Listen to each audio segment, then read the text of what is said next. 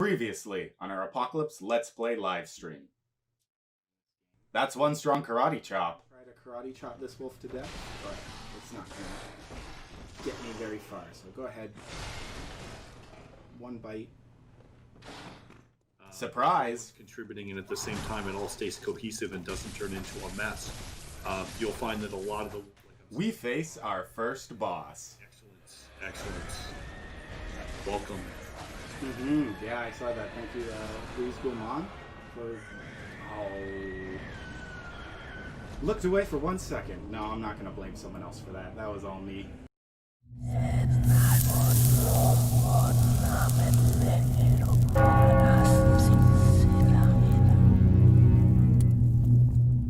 And one. We are live. Hello, everybody. How's it going?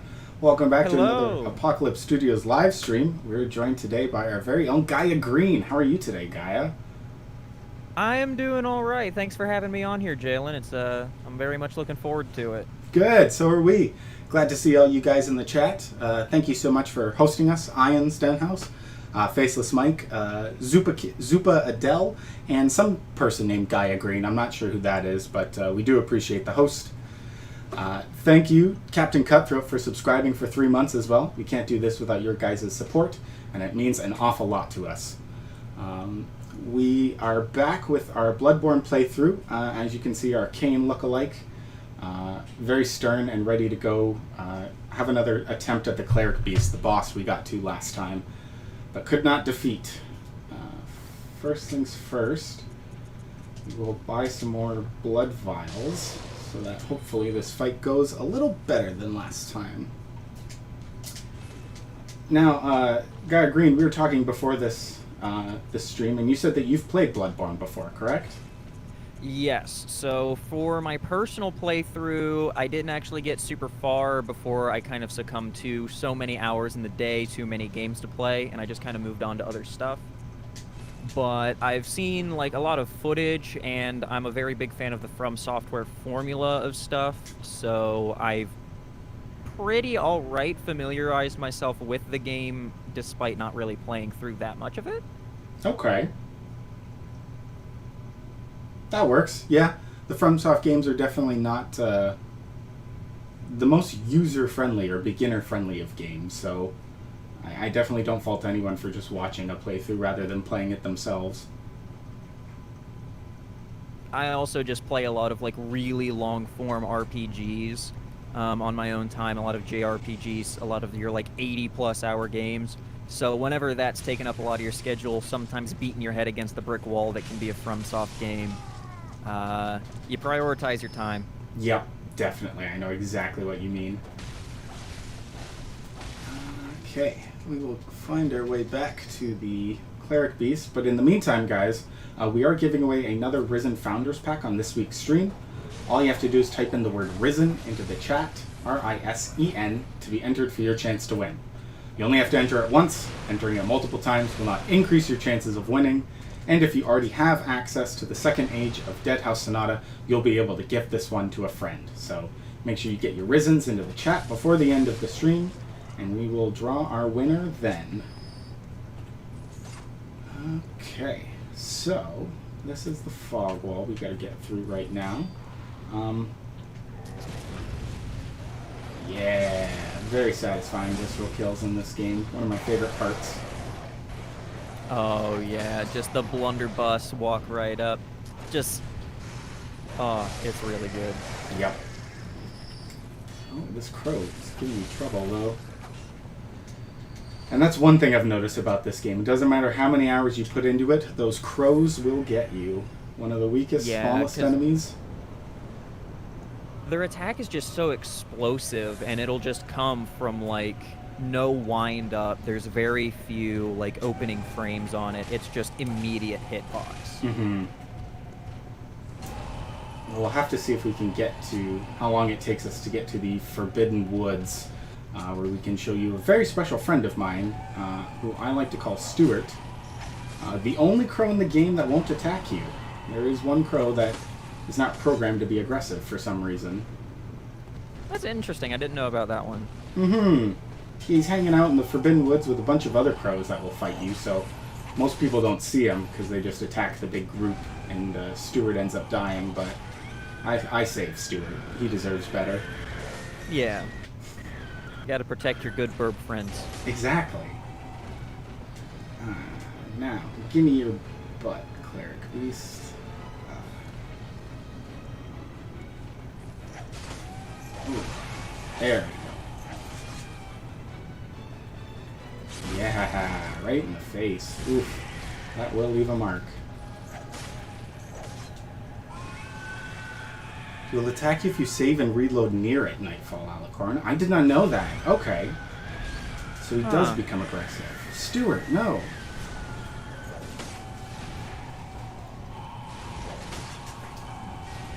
Yeah, that is interesting. Mm-hmm. But while we're here on a boss fight, this actually brings up one of the things that I've been curious about to ask some of the... in regards to the development of Dead House Sonata. Mm-hmm. So whenever it comes to the audio design of the game, I know that's always something that really does a number in terms of like bringing me into a game, and especially for a game like Bloodborne, where all of the music and everything really builds on itself to develop these encounters. I was wondering if there's been any particular like direction that's been taken with like the soundtrack, or if it's still a little too early in development that hasn't really been something that's been touched on in any real depth yet. I believe we have touched on some of it in some of our internal meetings and during development. I know that stuff like Bloodborne is a bit of an inspiration for it.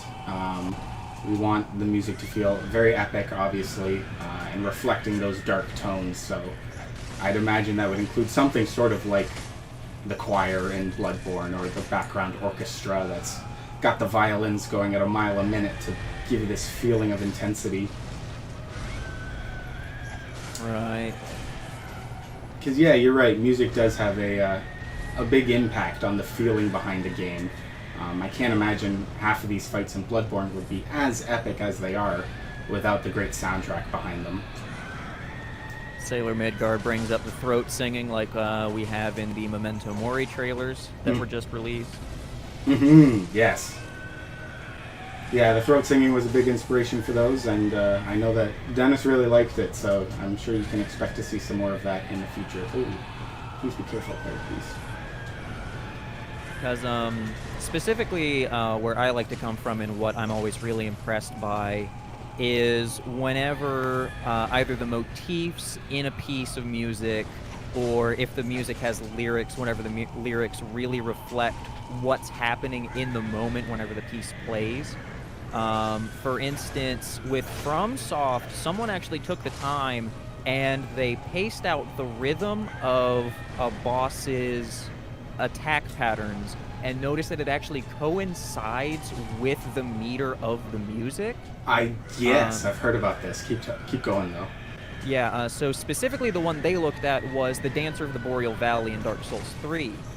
But then in looking at it, they realized that the rest of the bosses do the same thing. So it's just one of those things where because of that layering of the mechanics with the music, it gives you just an extra cue to help you learn the fight. And yeah, something that like very few people would ever think about. I mean, yes, I said that the music helps set the tone, but you're not really paying attention to it. But yeah, having a song in, a specific time signature to let you know the rhythm of the boss is such a small detail, but incredibly smart. Oh, come on. Don't. Oh, come on, Cleric Beast. You're so that's close. a rough corner. Yeah. It's so close. Oh, but don't get greedy. And for the record, just in case like some of the questions starts to come up in chat, I am watching the gameplay through the Twitch stream along with you guys. We were having a little bit of issue with the Discord screen sharing, but Prey Slaughtered. There we go. There we go. Whew. Heart's racing on that one. Oh boy. Okay, back to the Hunter's Dream. Hey, Elf1, thanks for joining the stream. You just missed us beat the Cleric Beast, unfortunately. But there should be another boss fight coming up in this stream for you, so we will get to see some more action. What's that smell? It's blood. It's blood. My favorite boss fight in the whole game, I think. Father Gascon, however you want to pronounce them. And a follow, Boobs McBalrog has joined the Undead. Thank you very much. Oh, yeah. Thank you for pointing that out, Guy Green. I missed that notification.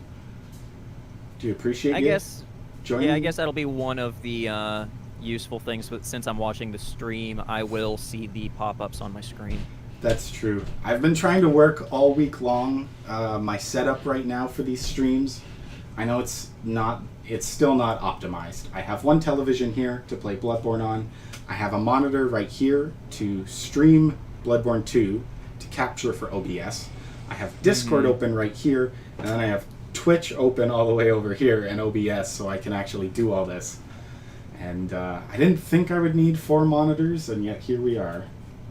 You never think you're going to need that extra monitor until it's right there. Yep, and it's like, wow, this is so useful now.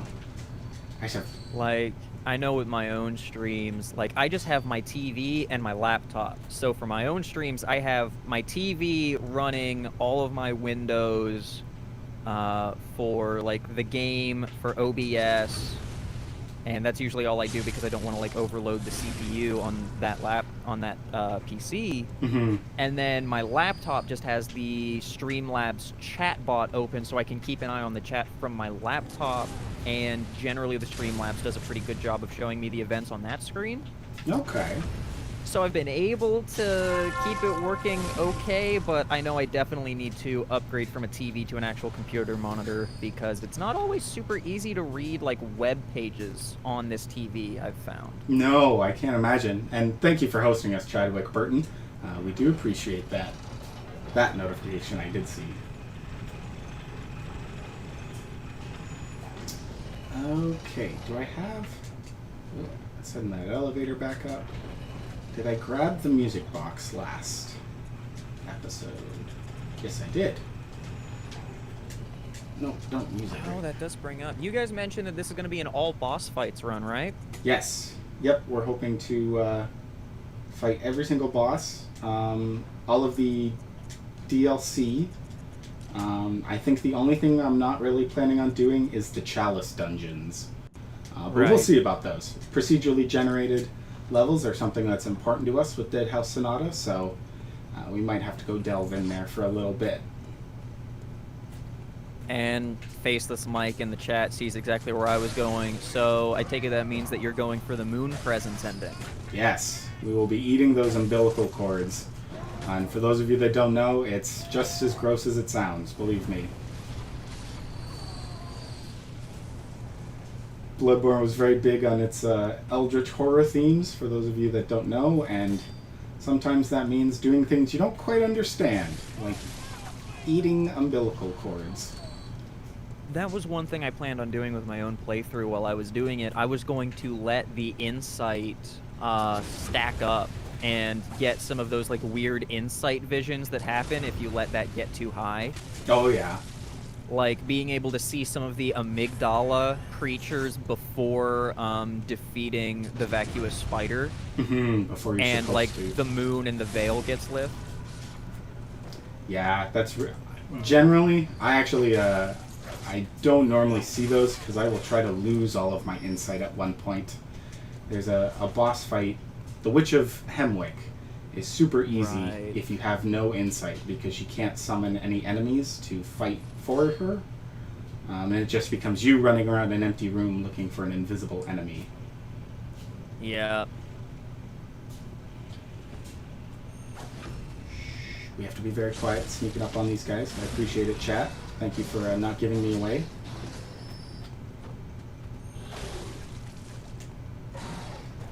Enemies with lanterns change as well with the insight. Yeah, I'm trying to remember. I think some of them The guys with the lanterns have eyeballs on their lanterns. I think there's an enemy that has a different move that they don't normally use. I'm trying to think of what else is there. Is there anything else I can do before I go and fight Gascoigne? Faceless Mike brings up the Bloodborne comics. I didn't even know there was a comic series. I heard something about that, Faceless Mike. I haven't checked those out before, but I heard that they were pretty good. Entity 989 has joined the Undead. Thank you so much. We appreciate that, Entity. Oh, there he is. Daddy Gascoigne. Apparently they also had Dark Souls comics, but Mike prefers the Bloodborne. I'm curious, which company did those? Were those like IDW? Were those Dark Horse? Yeah, it's a good question. Might have to check those out after this. Some people have made fan-made comics, says Nightfall Alicorn.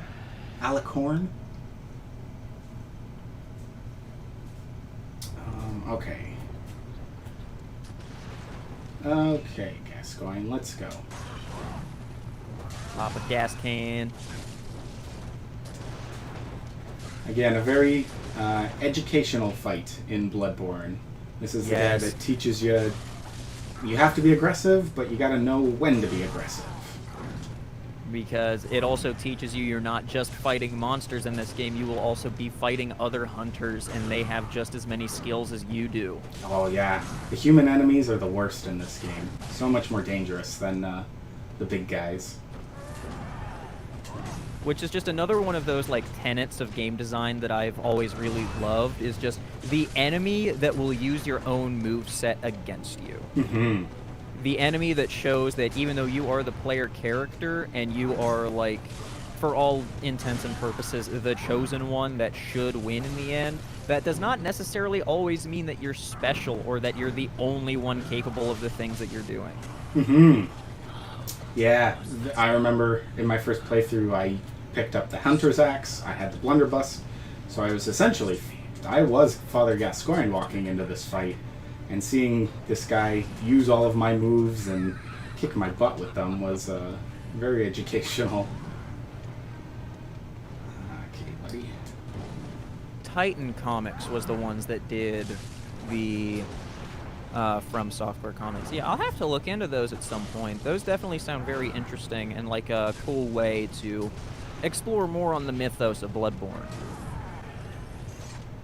Yeah, I'll check that out for sure too. If you guys haven't heard of the Pale Blood Hunt as well, a very good Google Doc explaining a lot of the lore behind Bloodborne, going through and reading all those item descriptions that FromSoft loves to hide the story in. Oh yeah. They never just want to tell you the story. You have to go find it on your own. Which in some ways is part of the fun. Mm-hmm. No, I agree for sure. And I think it's fair to say that Deadhouse, even if not as aggressively as FromSoft, seems to be going in a sort of similar direction with things like the Necrolibriatus. Yep, definitely. And it fits. I feel like that style fits in these games as well. In Dark Souls, you're usually just a regular guy that got mixed up in something. You became undead somehow, or you... Even in Bloodborne, you are just a regular person who came to Yharnam trying to find help for your condition, and now you've been sucked into all of this, so you have no idea why the town is the way it is. Oh, yes, go on, take it easy. Oh. Mike says the comics are easy enough to grab now, hard to find when first released, but thankfully most places now have them fully stocked. So it sounds like they did a pretty healthy reprinting. Mm-hmm. That's good to hear. Okay. Oh, I didn't get away in time. Now we need to...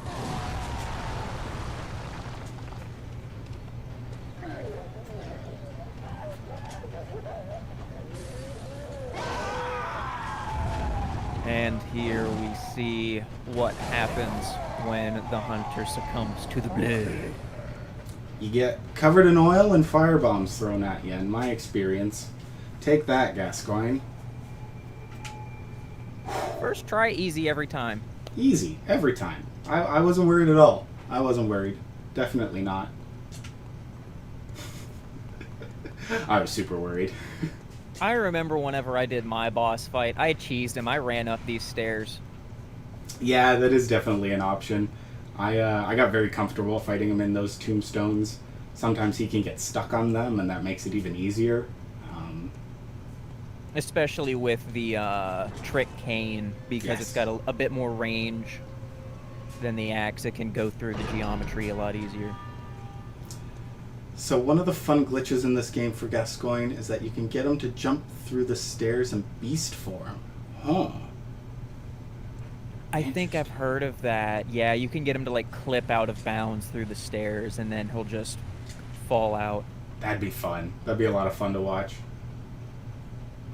I did see the other day someone was fighting the Bloody Crow of Canehurst, which some people argue is the hardest human-sized enemy in any Soulsborne game, which is debatable, but the Bloody Crow of Canehurst, killing him in one animation cycle, the guy got one swing off, and then he was dead. By circling around and backstabbing 3 times in a row, he essentially killed the Bloody Crow in one shot, basically. Nightfall Alicorn, yes, we got the Red Jewel Brooch. We could go back and talk to Gascoigne's daughter, but it's sad. She gets so sad.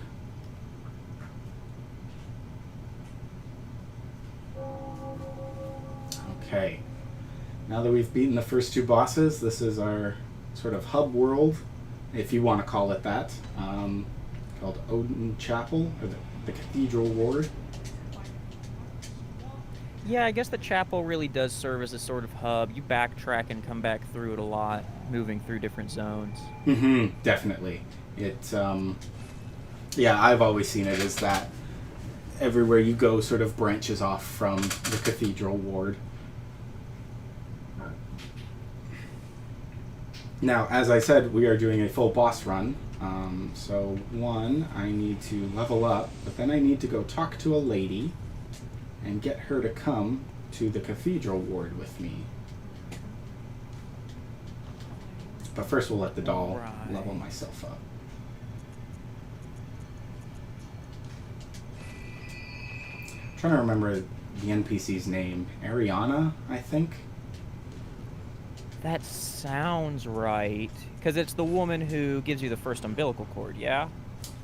Or at least one of them? Yeah, she becomes sick after you kill Rom and becomes impregnated with a Great One. And when she gives birth to the Great One, you go down and end her suffering, is how I will word that. I'm now just realizing, as I talk about this game on stream, incredibly dark and gruesome. Oh, yeah. Eating umbilical cords, attacking pregnant women. Only in video games, of course. Oh boy. We can just run through here. I don't. Where am I? Where is that woman? I'm probably going the wrong way now that I think about it, but we'll get there eventually.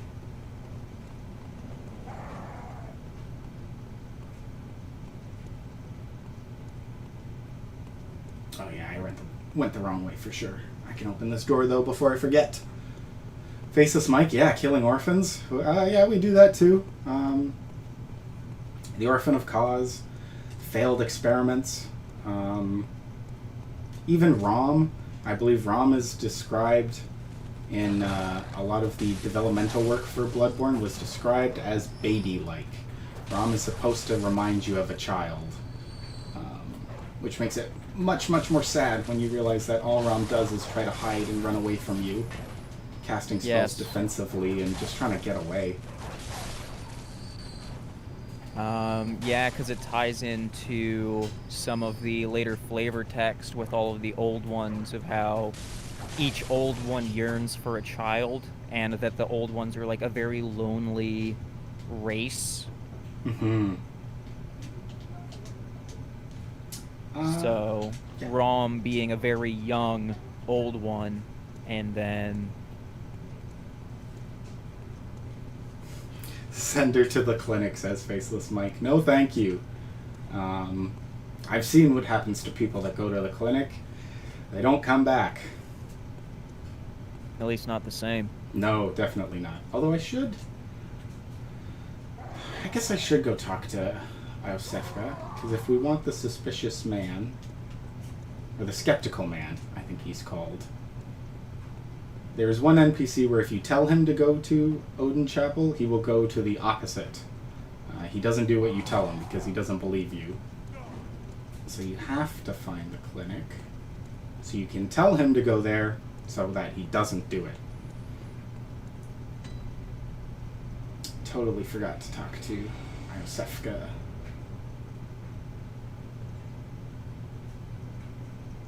So, Gaia Green, this is a question that I normally ask some of the people who come on our streams, because everybody always has a story behind it.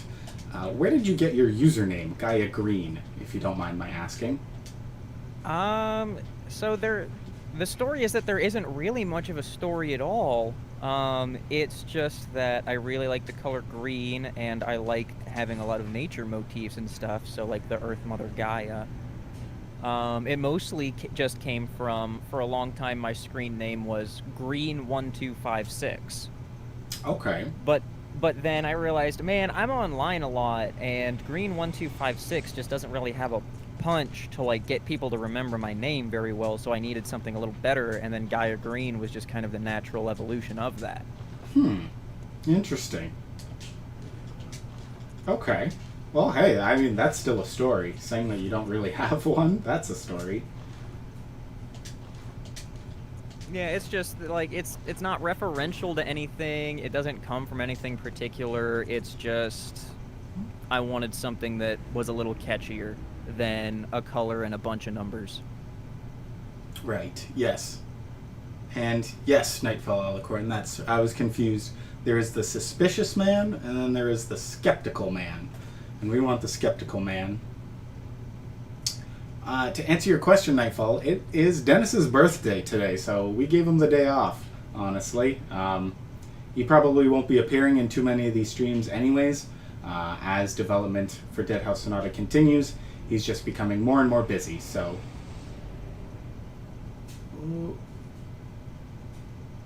Oh, I sent the wrong person. There's another woman we have to talk to.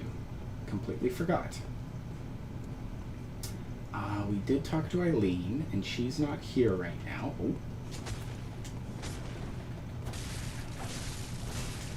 I'm trying to remember. When does Eileen show up? Oh well. We will figure that out eventually. Now we need to go to Old Yarnum, I think is the next place. Okay, first we'll get rid of these enemies in here, and then we'll show you guys the hints in Bloodborne that something else is going on here, and get one of my favorite hats. Okay, you're taken care of. Perfect. Oh, look at that. Top hat. That's nice.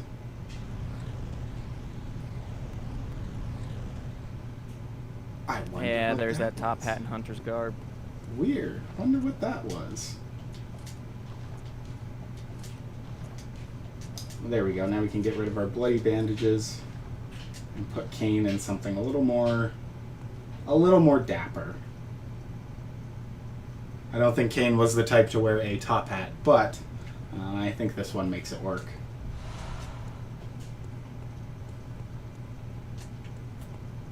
Ooh.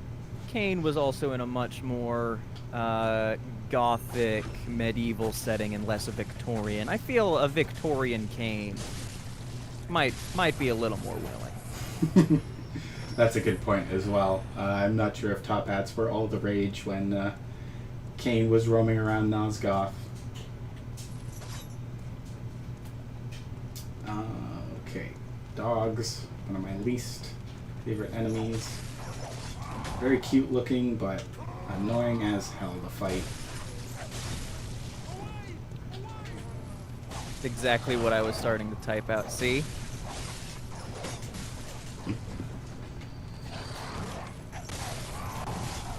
Ooh. That one hurt. Ooh. Okay. If you guys are just joining the stream right now and you haven't heard, we're giving away a Risen Founders Pack on this week's Bloodborne playthrough. All you have to do is type in the word Risen into the chat, R-I-S-E-N, to be entered for your chance to win. We'll do the draw at the end of the stream, and if you already have access to the second Age of Dead House, you'll be able to gift it to a friend. So make sure you get your Risens into the chat, and we'll do the draw at the end. So hello, Ian. Welcome. Ian's in chat. Nice. Good to see you, Ian. Thanks for joining. Ooh. Ooh, okay. Easier gun guy. Not to a dog.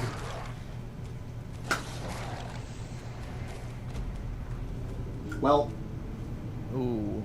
that's okay. First death of the stream, not too bad.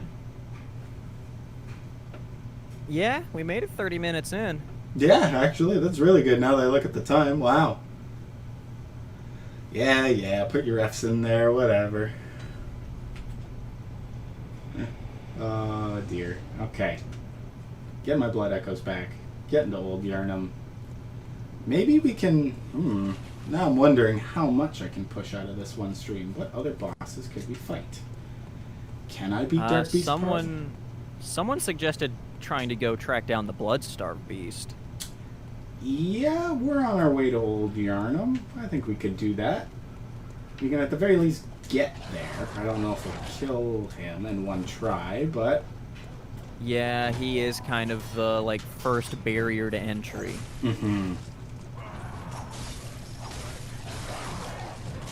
I've seen quite a few, like, cheese strategies with blood-pungent cocktails. They will attract the Bloodstarved Beast to go sit in a corner if you can get him in there. Yeah, that makes sense.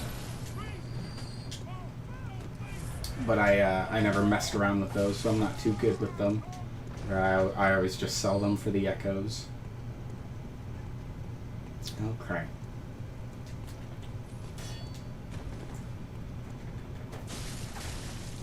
This guy, my blood echoes should be around here. Yeah. I remember seeing everyone's first reactions to the DLC when you get into the Bloodstarved Beast party cave. Oh, yeah. And there's just like 3 of them in one room. In classic FromSoft, hey, you know that enemy or that boss that was giving you a really hard time earlier? He's a regular enemy now, so go deal with that. Which is another one of those just like game design tropes that I adore. As just because it's an excellent way of showing your players how far they've progressed from the beginning of the game. Very, very true. It's a really good way to show, like, hey, you've gotten powerful. You're strong now. This thing that was a big deal before, now it's chump change compared to the other stuff you're dealing with. Yeah, definitely. It's just I'm thinking about the I guess juxtaposition, saying that the Bloodstarved Beast is no longer an issue. You fight 3 of them at once; it's no problem. And then immediately after, the 2 whale sharks inside the well, giving me post-traumatic stress for a really long time. Oh, the whales! Just wow! I wonder what this guy's gonna do. Just football tackles you, hits you 5 times in a row with an endless hitbox. Yeah, not the most fun enemy to fight, but it makes you feel powerful when you do kill him. Certainly does. Okay. You're done. So, Guy, I haven't seen any of your streams before. What kind of games do you play on your Twitch streams? Well, so far as I'm still working on fixing up scheduling stuff and actually streaming regularly, I just do the occasional like RPG stream, some long-form stuff. I'm in the middle of Persona 4 Golden right now, over on my channel. We just finished up the 2nd dungeon a lot faster than I thought I would. That's always But good. other than that, also on the docket is some indie stuff that I can just kind of sit down and crank out a little bit. I've been really meaning to take a look at Helltaker. I heard that one was really good. I haven't seen too much about it, unfortunately. I've taken a look at Monster Train. I kind of just do whatever strikes my fancy, but one of the things I definitely want to schedule a day for and really get into a routine of is I love fighting games. Okay.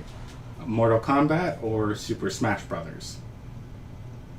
Guilty Gear. Okay. Third option. That's good.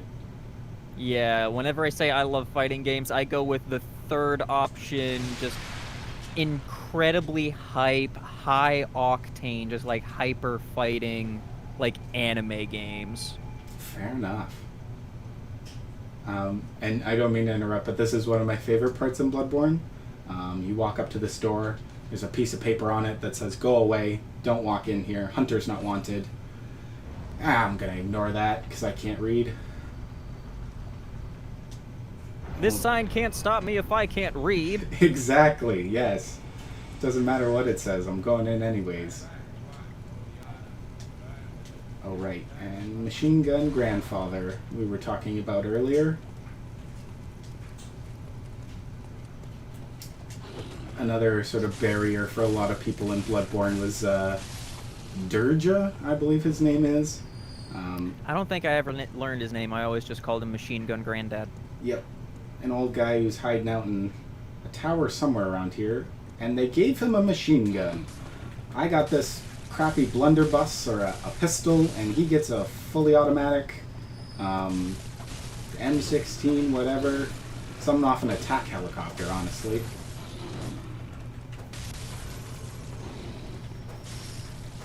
Mike says Jura Jura, is yes. his name. That's it. I think it's spelled with a D in front, like Django. It's silent. Ian, can't wait for Jalen to play Raid Shadow Legends. You know what? Ian did get me playing it a little bit the other day. I saw it came to PC, so I figured, why not check it out? Not my style. Auto chess,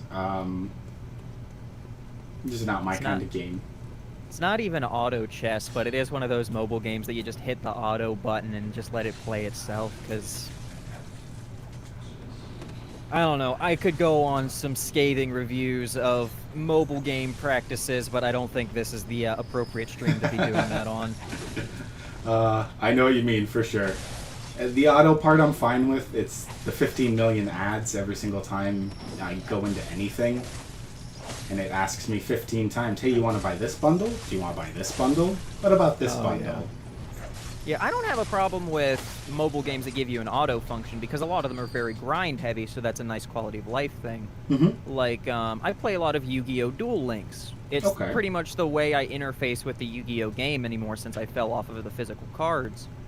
And the auto button on that is very useful for just grinding out against the AI to get currency to buy more cards. Mm-hmm.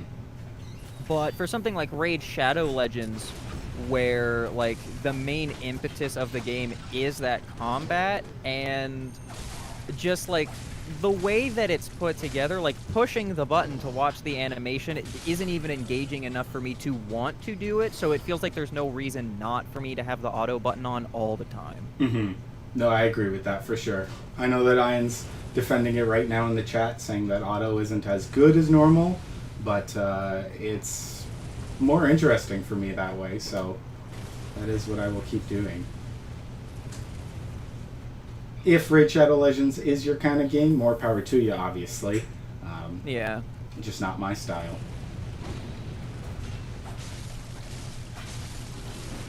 That being said, you mentioned Yu-Gi-Oh cards, Gaia. You're a card game player?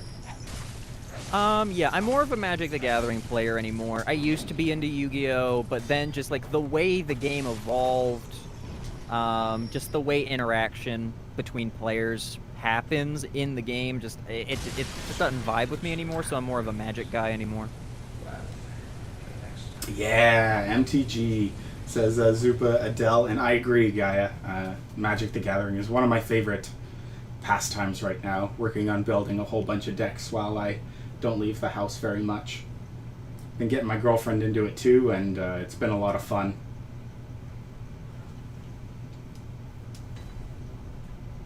Sailor, you play the Final Fantasy card game. I've tried that out a little bit. It's pretty interesting. There isn't really a scene for it in my area. Which makes it much more difficult, obviously. Yeah. Any of those there was like card games. one guy. I know that feeling. I remember in high school when I first got into Magic the Gathering, I didn't know about Friday night Magic tournaments or local scenes, so it ended up with me playing against one guy at lunchtime, and we would play against each other, I don't know, every single day for like months and months and months. It was fun, but playing against one person the entire time has its difficulties. Yeah. Have you played MTG Arena, Gaia? Yes, I do have Arena. I'm not on it super often, so I don't have a ton of cards on there, which can sometimes make it a bit more difficult. But then Ikoria came out, which was just a set, like, designed for me. So I, like, bought the $100 bundle on Arena and got pretty much all of the Ikoria cards, full play sets. Nice. What was it about Ikoria that appealed to you? I like big monsters. That'll do it. Yep, definitely. I like just all of the decks that I play are very big creature heavy. I like cheating out big creatures. I like punching my opponent into the ground. I play a lot of Commander. Okay. Yep. Which, yeah, that format lends itself to that play style a lot better. Whereas in things like Standard or Modern, it's a lot more combo heavy. Yeah, I'm a Modern player, so a lot of the combos are more important to me, but I understand the appeal of Commander for sure. Longer games, more players, makes for much more interaction.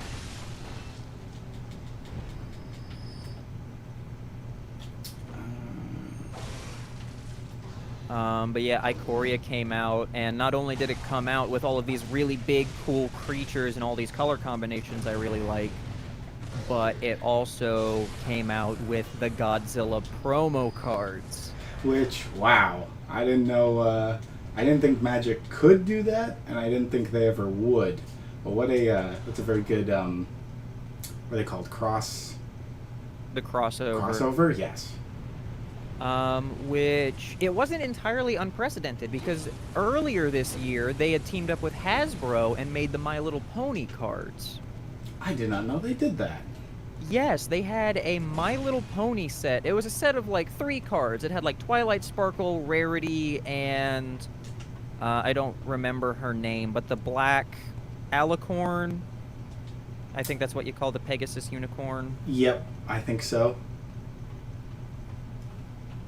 And okay, so but yeah, Midgard even brings it up. Princess Luna, the official My Little Pony set. Yeah, it was a set of like 3 or 4 cards that they put out. They're not like official format legal or anything, because they are original cards that was kind of just made for the collector's value. Gaia, you said that this guy here was the one that gave you the most amount of trouble, and sort of stopped most of your playthrough, I believe. It wasn't necessarily that he gave me trouble. It was just I got to this point in like that play session, said, all right, time to put this down. I'll come back to this later. And then I just never came back. This is my way of dealing with them. Hopefully it works. Sometimes it doesn't, but it definitely makes this much easier. All right, let's see it. Nope, come on, don't do it. Yeah, so long, sucker. I see where this is going. Yep. Hey, it works. There you go. 875 blood echoes. He's dead. And yeah, the machine gun that this guy gets. Where did they get this thing from? And how come I'm not allowed to use it? I don't know. They probably just didn't want to put a generic COD turret section in their Victorian era dark fantasy game. I can't see why not. It seems like a missed opportunity to me. But yes, there we go. One of the more annoying NPCs in Bloodborne dealt with. Midgard does bring up you do get a very similar weapon later. I believe that's in the DLC for the old hunters. That's true. Is it a? I'm thinking of the cannon. There is a machine gun. Probably. I'm trying to remember. Ooh, that one really almost got me. Thank you, Zirakaru, for joining the ranks of the undead. Ziraku? Ziharku. Ziharku. That does sound closer. We appreciate the support. Thank you so much for joining us. I hope you're enjoying this playthrough of Bloodborne. And if you guys are just joining the stream, we're giving away a Risen Founders Pack in about 15 minutes. So get your Risens, R-I-S-E-N, into the chat to be entered for your chance to win. Just like so, as I put it into chat. There you go. Thanks for the example, Gaia. Okay. And a reminder, you only need to do it once. Spamming Risen will not increase your chances. There's no need. Perfect. It sounds like you've heard me say this spiel once or twice before. And not just you, all sorts of giveaways, it happens. It's just your... It's just what happens. Oh yeah, for sure. Oh wow, that guy came out of nowhere. Well then. Ooh. Oh god, seeing that sneak attack just reminds me how badly I want to play through Sekiro just for the guy that comes down from the kite. I haven't played that one yet. It's the only Soulsborne I guess I haven't beaten.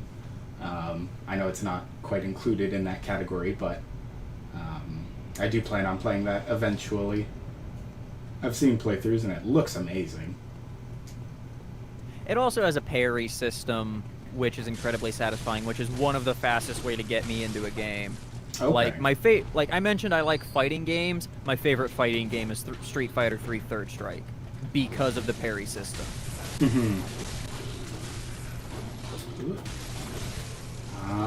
Sorry, yeah. Fighting games I was never the biggest fan of as a kid. Like, I never played Mortal Kombat or Street Fighter, but Super Smash Brothers is super important to me. Smash is super fun. Yeah, it is. It can be super fun. I know that some people think that playing on Final Destination only, no items, Fox only takes away a lot of fun, but you can make it fun. Oh yeah, I dip my toes into some of the competitive Smash stuff, mostly with Smash 4, not as much with Ultimate. But, like, my philosophy as a consumer and as someone who plays video games is I'm just someone who really values and enjoys, like, reaching the skill ceiling in a game. I enjoy the validation of getting really good and like really sinking my teeth into a system and seeing what I can combo together, what I can pull off, what can help me from falling to my death on a bridge. That would help. Oh, there go those blood echoes. That hurts. That hurts me right here. Yeah, like Sailor brings up Hakumen from Blaze Blue. I haven't really played a lot of Blaze Blue, but whenever I look at Blaze Blue, I look at Susanoo, and I'm like, that design, that moveset, that theme song, that's who I would main. Yeah, I can't say I've heard of this character, so unfortunately I don't know. Blaze Blue is one of those more niche, like really anime fighting games, so I can't necessarily blame you. Fair enough then. Hey, Distortion Devil's in the chat. He knows where I'm coming from. He knows what's up with Susanoo. I figured if I had to guess, yes, Distortion Devil would know about that. What was the fighting game? It was mostly like anime girls who wore hats with hands on them, or big arms that would fight. You are thinking of Cerebellum from Skullgirls. Am I? Yes, I believe. Unless there is a fighting game where that is like exclusively it. It sounds like you're talking about Cerebellum from Skullgirls. Possibly. I'm not too sure, but Ooh. I always like the designs of that character at the very least then. I always thought it was interesting and would make for an interesting fighting game. Yeah, I mean, there are some other characters in Skullgirls that, like, their hair or other stuff will do a lot of their attacks. Okay. Skullgirls is definitely big on, hey, these characters don't always attack with their hands and feet. They either have a weapon of some description or something is up with their body that allows them to fight in another way. Okay. Interesting. Okay, we have to get through this part. I would like to try to fight the Blood-Starved Beast once in this stream. And looking at the clock, I gotta get running then. Yeah, we got another 10 minutes, give Yep. or take. I can at least get the shortcuts done, so I don't have to run all the way back here every time I die. Wyvern Tamer suggests taking the ladder shortcut leading to Jurgith's partner. Okay, yeah, that's a good idea, Wyvern Tamer. I was thinking about the... Is this gonna kill me? No. Yes, DD, we did take out Jura. Jalen showed me the incredibly satisfying, just stand at the edge and blunderbuss him off the cliff.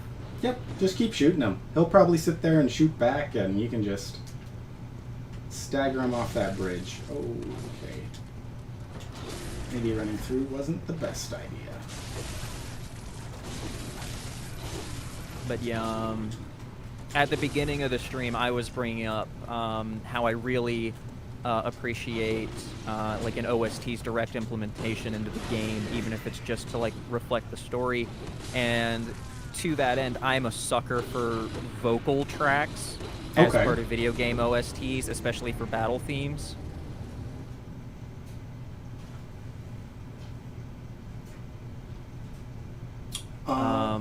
Like whenever I mentioned that fighting game with Susanoo, like the vocals on his theme just, it gets me so pumped to just beat the crap out of my opponent.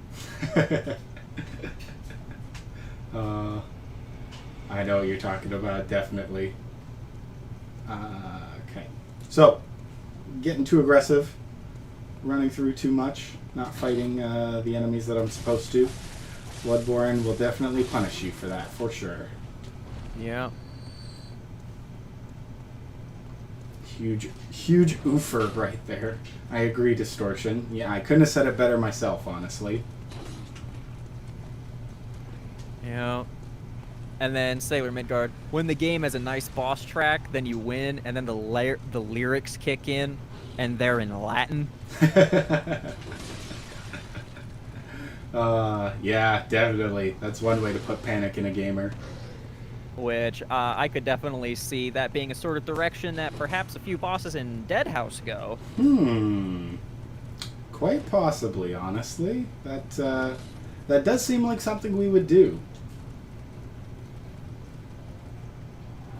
I forgot.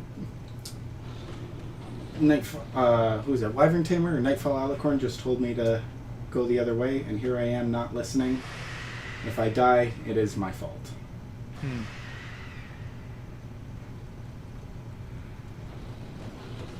Okay. Run through here, blah, blah, blah. Yep. Excellent point. There's a reason why the "Why is there boss music playing?" meme exists. Okay, now, come here, you bastards. Now I got you all out in the open. Don't forget to upgrade your weapon. Yeah? That's a good point. I'm not sure how many blood shards we have so far, but that's a good idea. Let's see if I could do that. If I die here, probably be a good idea to go back and check that. Oh, and the werewolf. I forget about so many of these enemies until they're right in front of me. Now oh yeah, no, I put myself in a really bad situation.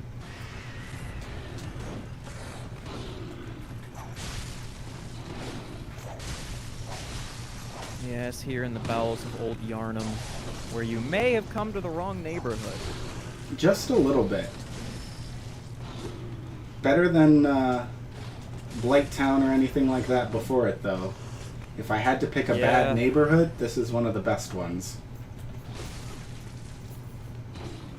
Yeah, you're probably not wrong there.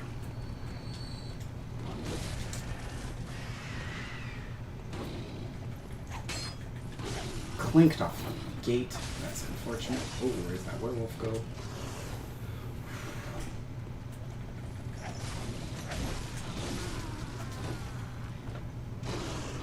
My own fault. Well, yeah, now I'm getting very sloppy and aggressive. Not the way I'm supposed to be playing this game. That beast comes in with the RKO out of nowhere. Out of nowhere, yeah. Too focused on watching the werewolf. Destruction Devil, is this a blind playthrough for Jalen? I can see how you'd make that mistake. I can definitely see it.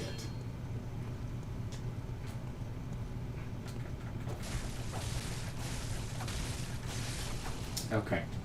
Slowly but surely, we will get through this.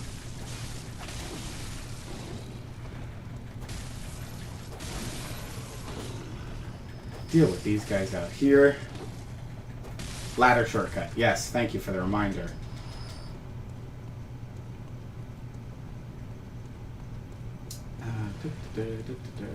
Excuse me, through here. Don't touch me, don't touch me, don't touch me. Through here, around the corner, past the barrel of oil. Past Over the river and through the woods to grandmother's house we go. Pretty much, honestly.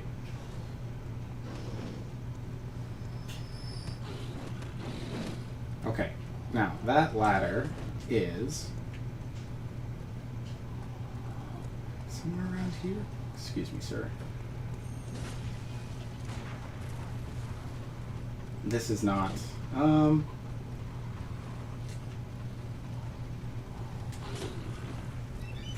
No, where am I? Oh boy.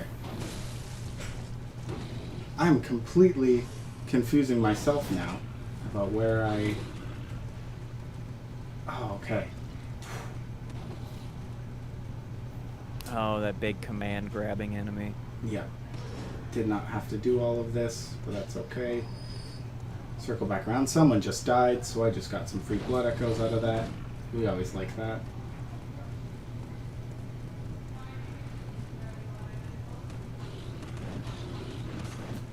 Okay, we'll deal with you guys real quick.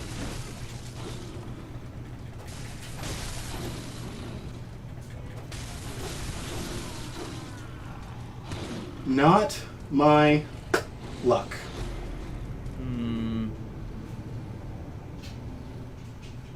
Just not having a great day, honestly. But that's okay. I will have some time to think about this, because now it's just about 5 o'clock. I gave you guys 2 bosses for the price of 1 in this stream. So we're right on time, as I thought I would be, with 1 boss per stream. We can definitely get to the Bloodstarved Beast next week. So, in the meantime, I will return to the Hunter's Dream and attempt to upgrade my weapon, and we will let Nightbot decide who is the winner of the Risen Founders Pack for this week. Drum roll, please. And let's see who the lucky winner is.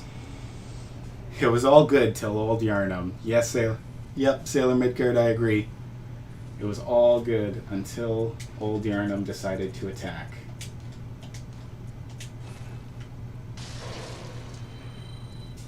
Do this, we'll go around and level up. Wyvern Tamer has won the giveaway. Hey, congratulations, Wyvern Tamer. Hope you enjoy that Risen Founders Pack you got there. And if you already have access to the Second Age of Deadhouse, you'll be able to give that to a friend. So make sure you reach out to our lovely media director, Scott Rook, on our Discord, and he will make sure that you are set up with that Founders Pack, or give it to the right person you want to get it to.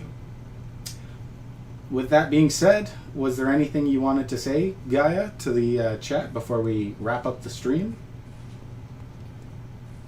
I mean, other than taking the obvious opportunity to shill out my own Twitch Oh, stream, please do. it's just as you see it on screen, twitch.tv/GaiaGreen, mostly a variety streamer.